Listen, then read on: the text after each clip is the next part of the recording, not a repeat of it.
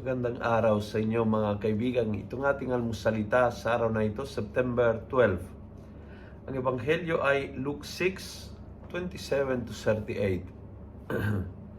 But I say to you who hear me, love your enemies. Do good to those who hate you. Bless those who curse you. And pray for those who treat you badly. You know why? Kasi pwede ka ma-offend ng ibang tao. Pwede ka masaktan ng ibang tao.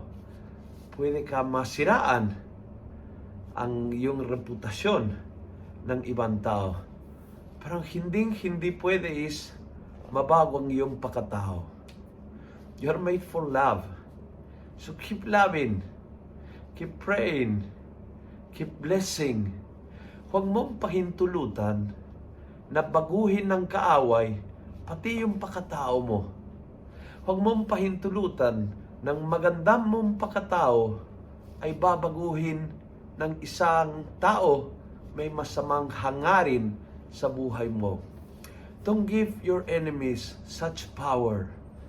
They can hurt you, insult you, they can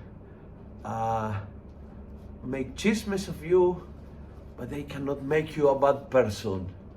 Iyon ay nakaugat sa Diyos at mananatili sa Diyos. Kung nagustuhan mo ang video ito, pass it on. Punuin natin ang good news ang social media. Gawin natin viral, araw-araw ang salita ng Diyos. And God bless.